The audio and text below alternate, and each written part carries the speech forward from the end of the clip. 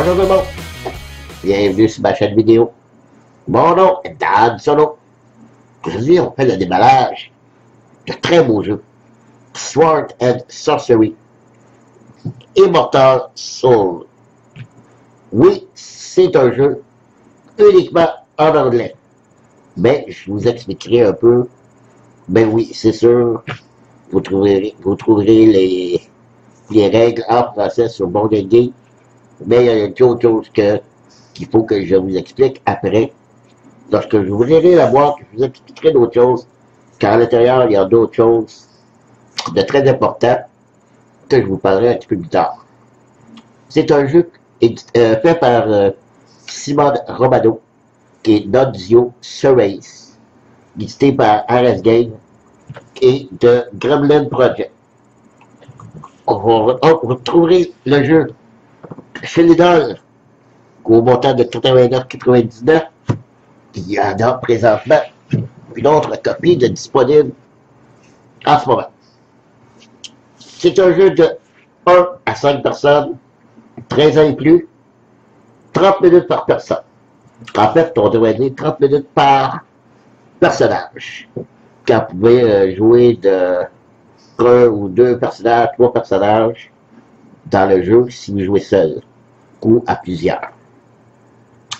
Donc, c'est un jeu, comme je disais, un jeu de fantaisiste, où on retrouve, bien sûr, des magiciens, des chevaliers, des ennemis, un jeu avec des tuiles, et il n'y a pas tant que ça de matériel. C'est quand même une boîte raisonnable, c'est une bonne épaisseur, pas très lourde pour la quantité de pièces qu'il y a à l'intérieur. Donc, j'ai bien hâte de vous montrer ça. J'ai écouté beaucoup de vidéos. Je trouve que c'est un jeu qui est très bien fait, pas de mécanique de jeu.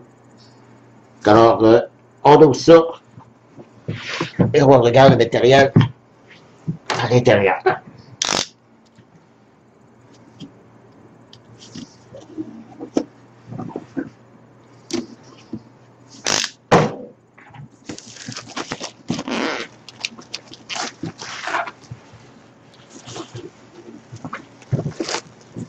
C'est un jeu avec des figurines, bien sûr.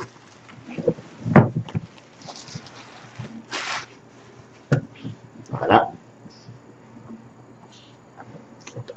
À date, j'aime beaucoup l'artistique de la boîte, très beau. Puis, je trouve que la boîte aussi, très bonne qualité. L'intérieur, bon, ordinaire, là. Ici, c'est un petit livret des jeux qu'ils ont sortis. Comme je disais tantôt, c'est un jeu uniquement en anglais. Et j'ai vérifié sur le site de RS Game tous les jeux qu'ils ont fait, qu'ils ont sortis ou édités, n'ont jamais eu de version française. Donc, je ne m'attends pas à ce qu'il y ait de version française de ce jeu-là. C'est pour ça que je l'ai acheté quand même s'il est en anglais. Alors, beaucoup de dépunchage en vue, beaucoup de tuiles. On va ouvrir ça tantôt. Et bon, on passe ici au livre de règles. Bon, comme je mentionnais, oui, ce livre-là, je vais tasser la boîte que vous voyez un peu mieux ici. Voilà. Le livre de règles se trouve sur Board Game en français, entièrement traduit en français. Et je vais même vous nommer qui l'a fait, parce que je vais vous expliquer après pourquoi. Parce que ce gars-là fait un travail colossal. Son pseudo, c'est Série Licorne. Quelque chose comme ça, vous devrez le voir ici, là, apparaître dans le bas de l'écran. Série Licorne. c'est lui qui a traduit le livre de règles et les autres choses que je vous montrer tantôt. Donc, le livre est quand même bien fait. Un beau papier glacé. J'ai regardé déjà les règles en français. Et c'est bien expliqué. C'est bien imagé. Il y a beaucoup de règles. Mais c'est peut-être un petit peu... Ben, c'est-à-dire pas compliqué. Mais je dirais beaucoup de petites règles. Petits points de règles qu'il faut peut-être souvent revenir dans la règle au début. Ici, on a tous les personnages du jeu.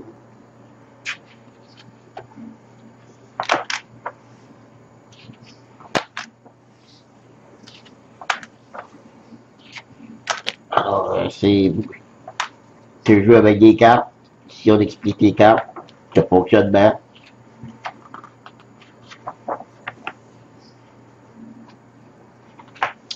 Quand même un livre de règles de... Je vais y aller rapidement.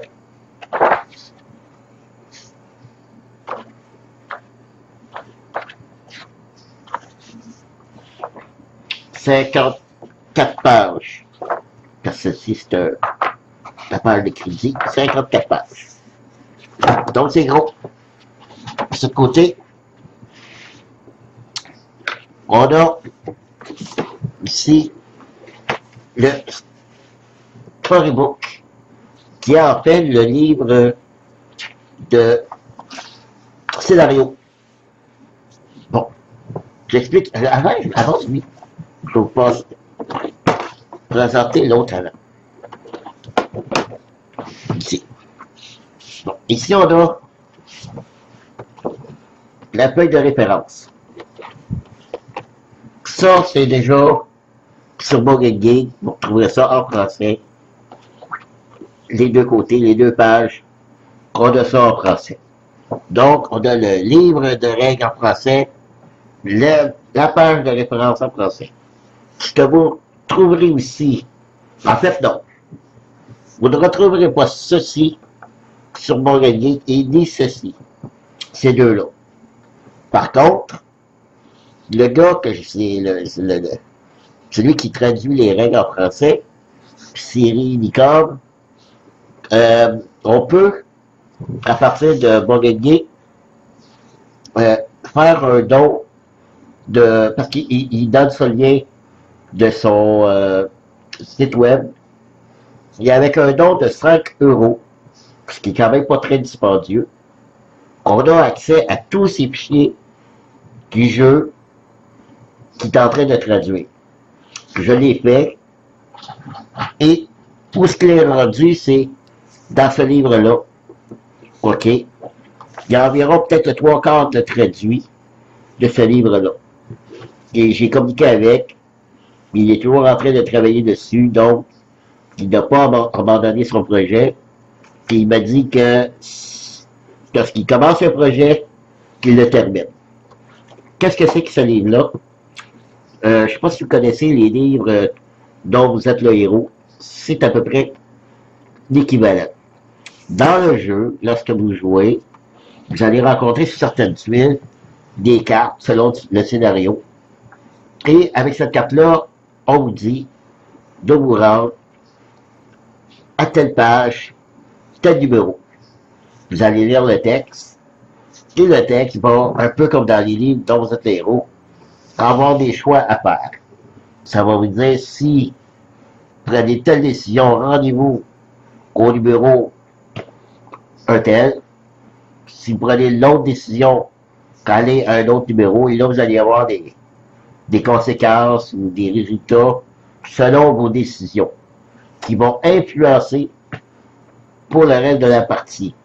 Puis ça, vous pouvez avoir 2 ou 3 cartes que vous allez retrouver sur le plateau qui vont vous emmener ici dans le livre d'histoire. Alors, il y a vraiment une histoire qui vous est racontée par le jeu. Alors ça, c'est vraiment bien fait. Surtout pour un jeu avec des tuiles style Descent ou ces genres de jeux-là, de figurines. Ça, c'est vraiment nouveau.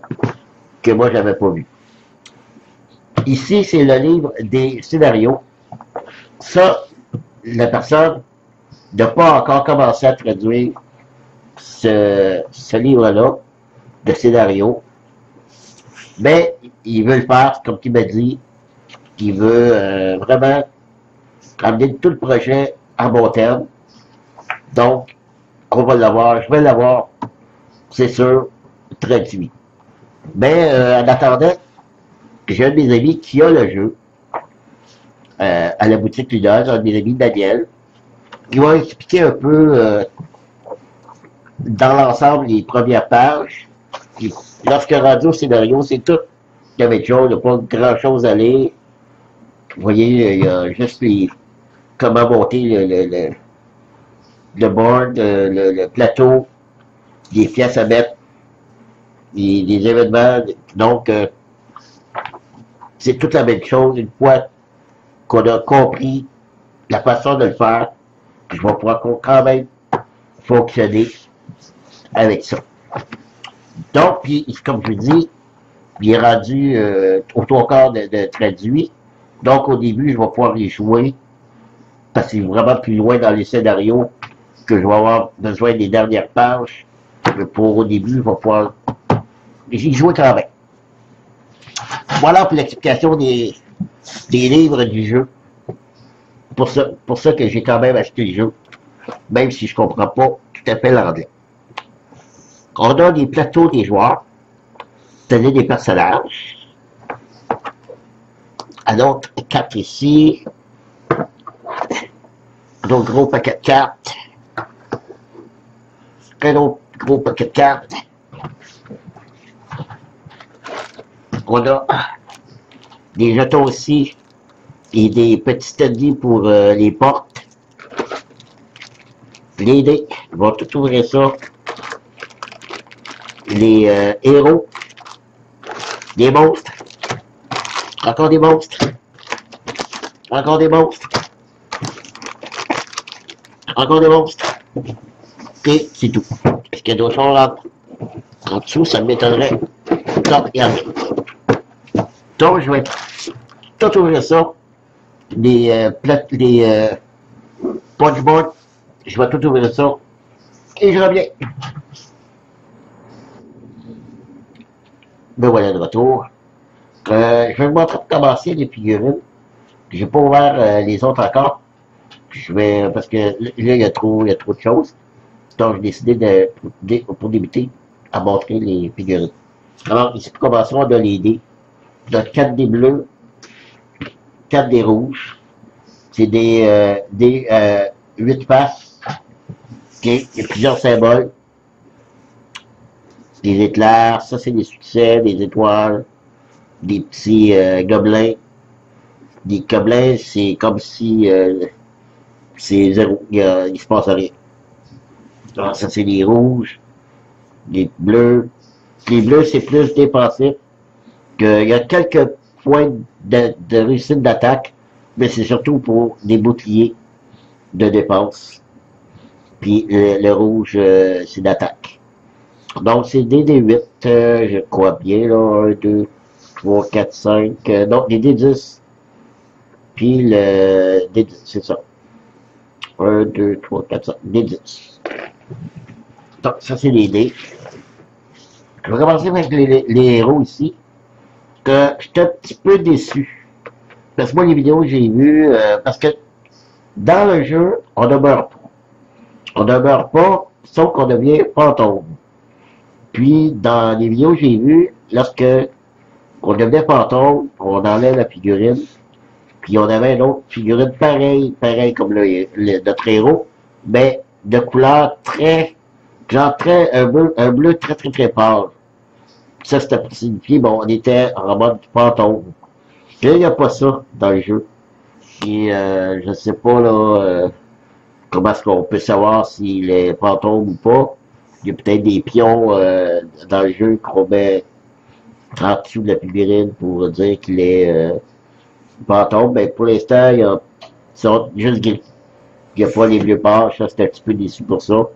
Peut-être que je pourrais trouver sur acheter les figurines.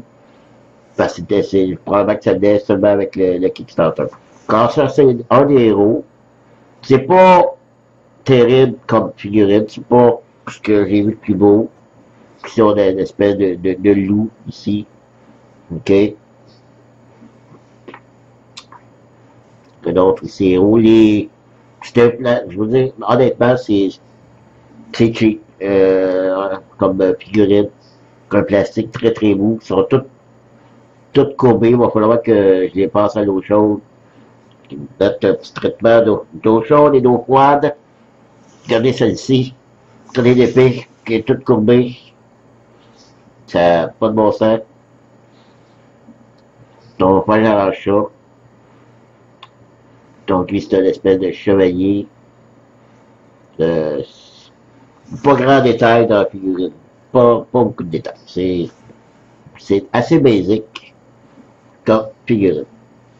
Va pas bien, hein, Et le dernier héros qu'on a ici. Comme ça. Ça, c'était les héros. Dans les ennemis, je ne sais pas si vous voyez bien, on a des couleurs, les verts, les bleus et les rouges. C'est les mêmes figurines. C'est juste pour dire que les verts sont un peu plus faibles, les bleus un peu plus forts, et les rouges, c'est ceux qui sont les plus forts. Et dans vert et bleu, on a 2 de chaque. Ici, c'est des petits gobelins.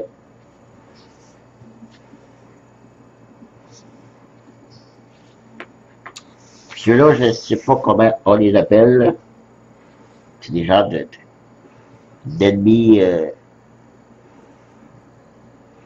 à l'épée. Ceux-là sont un peu plus gros. Je pense que c'est des orques, ceux-là. Des orques. Et ceux-là ici, eux, je n'ai pas d'idée. Ceux-là, je ne sais pas comment ils s'appellent, ceux-là. OK. Et c'est la même chose pour bleu et rouge. Donc, je ne vous montrerai pas. Puis, il y a ces 2 grosses-là.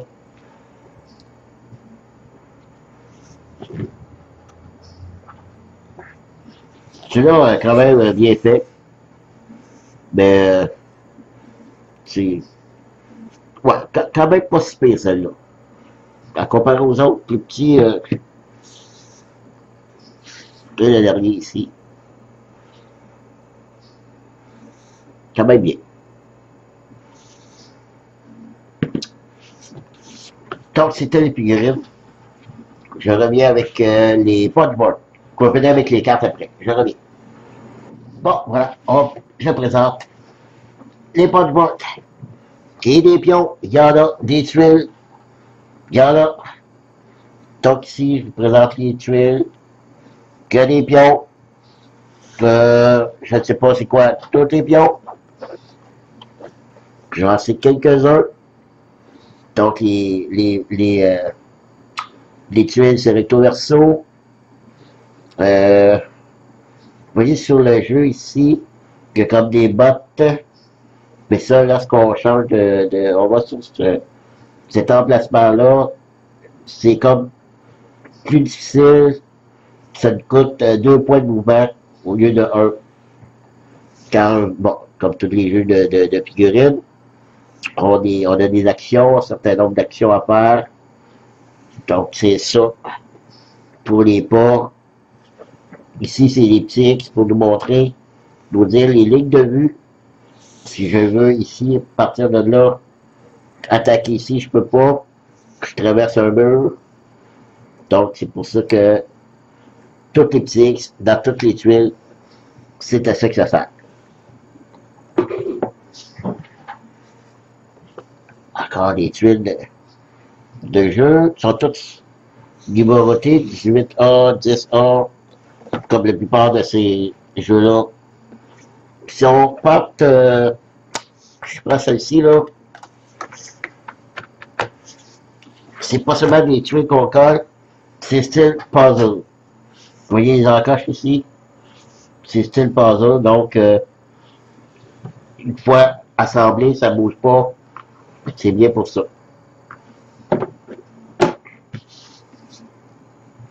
Des tuiles, grande salle. Sont magnifiques, par exemple. Les tuiles, très beau, très joli. L'artistique est bien fait. D'autres tuiles de jeu. Ici, on est comme sur le bord de l'eau. Voilà. Ici, c'est les pièces qu'il faut assembler avec les pions. C'est ce qui détermine la valeur de nos héros, leur nombre de vie, de force, qu'on peut monter de niveau. Ici, c'est des pions, malédiction, non, c'est des points, des pions de vie, je sais pas trop. Vu que c'était des termes en anglais, je comprenais pas tout le temps ce que les explications. Des ça, je sais que c'est des boucliers magiques. Les portes, il y a 6 portes. Ça, ce que je peux vous dire, c'est, je crois, soit la ronde ou la carrée. Parce que ça finit carré. Ici, ça finit en rond. Il y en a une, ça veut dire qu'elle est barrée. Et l'autre, qu'elle est débarrée. C'est-à-dire, on peut l'ouvrir, il n'y a pas de problème. L'autre est barrée. Lorsqu'on fait l'action de l'ouvrir, on doit piger une carte qui s'appelle trappe, une carte piège. Et ça déclenche peut-être souvent un piège lorsqu'on force une porte. Et on a genre de petites conséquences en ouvrant la porte. On déclenche des pièges. Et là, des pions. Des pions, rappelez-vous, en blanc. Je sais que ceux-là, c'est des pions poison. On peut être empoisonné. Des cartes. Des points de vie. De 1, de 3 et de 5. Ça ici, on appelle ça dans le jeu des points, des pions, des points soul. C'est avec ça lorsqu'on meurt, qu'on devient fantôme, pour redevenir vivant, il faut aller sur une espèce de, on le voit ici, sur ce pion-là, qui va être sur une des tuiles, pour revenir à cet emplacement-là avec notre figurine qui est fantôme. Et pour revenir à la vie, on dépasse un pionceau pour redevenir vivant. Oui, les pionceaux ne servent pas qu'à ça, servent aussi à d'autres choses. Et voilà pour les punchballs. Tiens, je vais couper pour aller ouvrir les cartes et ça sera fini. Je vais. Ben voilà, avec les cartes et des cartes, il y en a beaucoup. Et contrairement à d'autres jeux, c'est surtout des petites cartes qu'il y a. Les cartes, eux autres, c'est comme, c'est de grandeur tarot. OK? C'est des cartes, ce qu'on appelle l'intelligence artificielle des ennemis. Alors, selon l'ennemi, je les montrerai pas tous, mais je peux vous montrer à l'arrière, c'est quand même l'artistique des cartes très très très belle. Vous avez vous souvenir des couleurs des ennemis, bleu, donc comme si c'est les gremlins, bleu, vert, il y a seulement les bleus et les verts pour les gremlins. Puis ici c'est les orques, rouge, bleu, vert, les orques à warrior, rouge, bleu et vert, puis les raiders, rouge, bleu et vert. Et vous avez ici les gremlins, rouge, bleu et vert. Ici, c'était des gremlins pack. Alors, c'est quoi la différence? Je ne sais pas.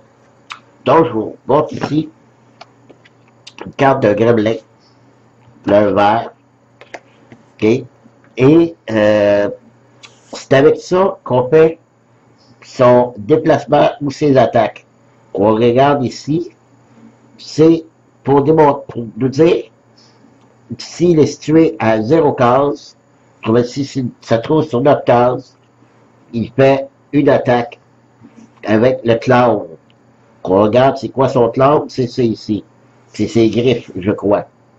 Donc, il lance 2 dés rouges. C'est comme ça qu'on peut savoir ici s'il est à 1 ou 2 cases de nous, qu'il bouge, 3, 4, il attaque avec Télépasse.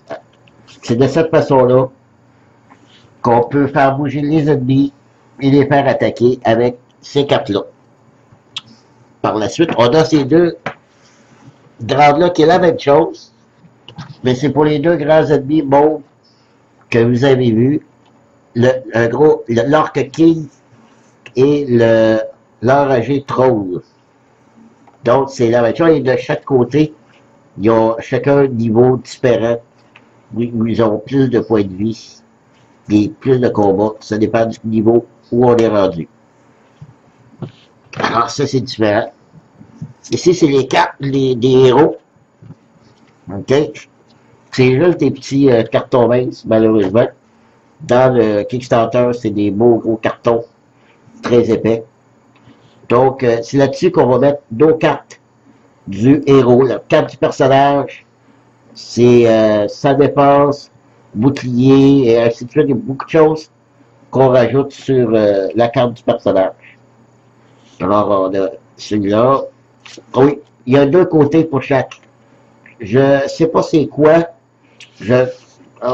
Si on regarde ici, c'est comme c'est côté bon, côté mauvais, je sais pas.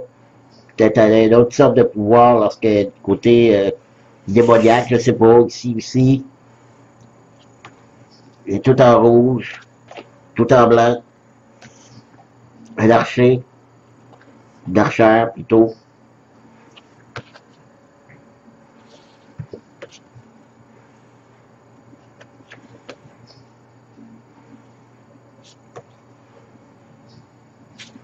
Voilà. Alors ça, c'est nos héros. Par la suite, les cartes. Il y en a beaucoup. Je ne pourrais pas tous vous les énumérer parce que je ne sais pas. Parce qu'il n'y a pas de. Il n'y a pas vraiment d'indication.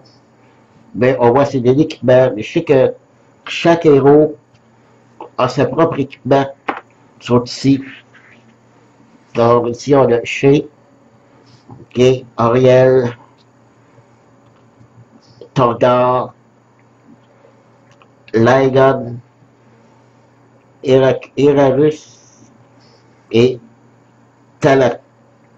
Donc, si on regarde à l'arrière, ils ont tous des cartes différentes. C'est des habilités qu'on leur donne. Ils en ont une ou deux durant une partie. Je ne sais pas de la façon que ça fonctionne. Il y a un petit truc que j'ai trouvé intéressant dans le concept de ce jeu-là. Si on regarde sur le dessus de la carte, ça c'est le côté où est-ce qu'on fait l'action. Ici, lorsqu'on fait l'action, on tourne la carte. Et dépendamment du... je sais pas, j'ai pas lu par rapport à ça les instructions. Par rapport du niveau où ce qu'on est rendu ou de la carte, c'est comme un sablier. Alors ici, on a 2. On la met comme ça. Lorsque le tour est terminé, on tourne la carte. Rendu niveau 1. Sur le tour d'après, on peut la retourner. On récupère notre habilité. Alors c'est comme un sablier qui lui fait virer la carte à chaque tour pour récupérer notre habilité. Aussi, on a d'autres cartes. Comme si je peux pas vous dire exactement les énumérer ceux-là. Ici, c'est des 4 rencontres. En compteur, à chaque tour, on doit piger une carte.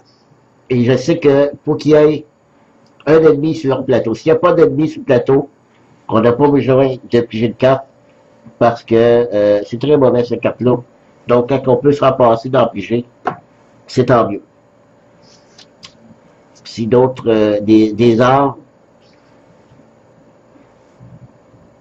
je crois que c'est pour chaque héros, c'est peut-être des équipements de départ.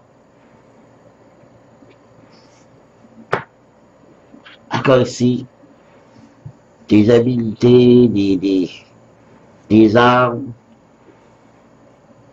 Il y a beaucoup de choses, beaucoup de choses. D'autres cartes, je crois qu'on peut donner à nos héros au départ. Ici. Je vous dis, il y en a, c'est des boucliers. Je crois que ça, c'est des équipements de départ. Boucliers. Ça peut être pas de boucliers, mais des armures. Ici aussi, c'est encore des... Si on voit pour c'est Heracus, c'est ses cartes ennemies, chez... Ils ont chacun deux cartes, je crois, au départ. Par la suite, ici, ce sont des événements. OK? C'est avec ça qu'on construit le deck, un deck de rencontres pour chaque scénario. C'est différent. Ils sont numérotés de 1 à 20. OK?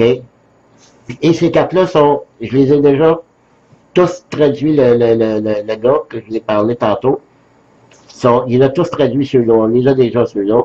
De 1 à 20 sont faits en français. Et je te trouve intéressant si jamais, mettons le scénario, on va choisir 10 cartes. Ben, mettons, on pige une carte, on la met sur le dessus du paquet. OK? Du tour suivant, on enlève la carte. On joue un autre tour. Lorsqu'on rentre à l'éveil, on pige une carte. Le tour d'après, on fait juste la déposer. On n'en revient pas l'autre. Donc, c'est comme si on revient une carte à tous les deux tours. Alors, je trouve ça bien aussi. Même si j'avais genre 8 cartes dans l'événement, je n'avais pas 8 tours dans mes 16. Ça, ici, c'est les cartes des ennemis. Lorsqu'on nous demande de piger un ennemi, c'est ces cartes-là ici. Non, excusez, c'est des ennemis power. Il y a des ennemis qu'on va piger. Je vais vous montrer les ennemis sont ici. Lorsque ils ont aussi ça ici dans le coin, je ne sais pas si on voit bien, c'est symbole, il appelle ça un power. Donc l'ennemi vient avec un power, donc on pige au hasard. Ça leur donne plus d'habilité, plus des fois de points de vie, d'attaque. Alors l'ennemi souvent peut venir plus fort que prévu.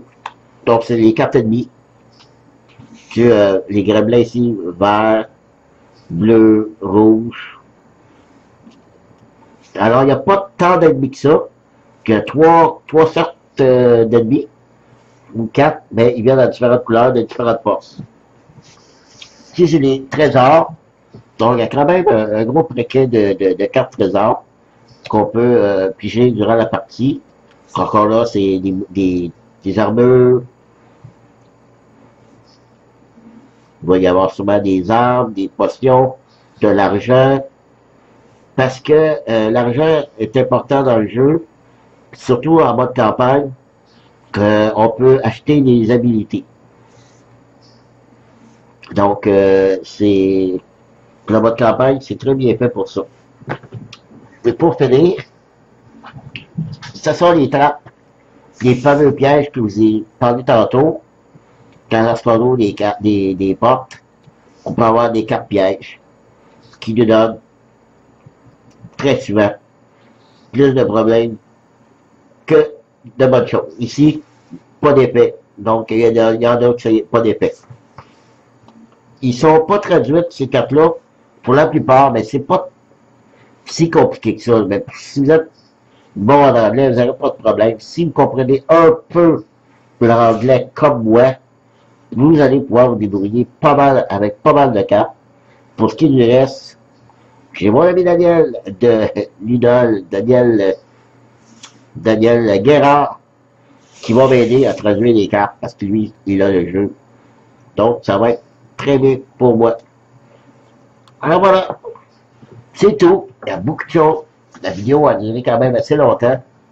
Je devais au moins vous expliquer que si il vous intéresse, que vous n'êtes pas très bon en anglais, c'est quand même possible d'y jouer.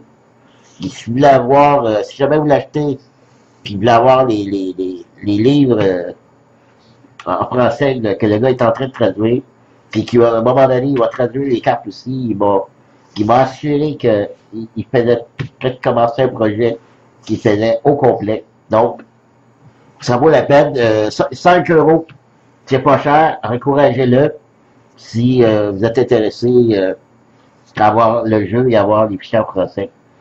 Alors voilà. Merci de m'avoir suivi. Je vous dis à la prochaine. Bye bye.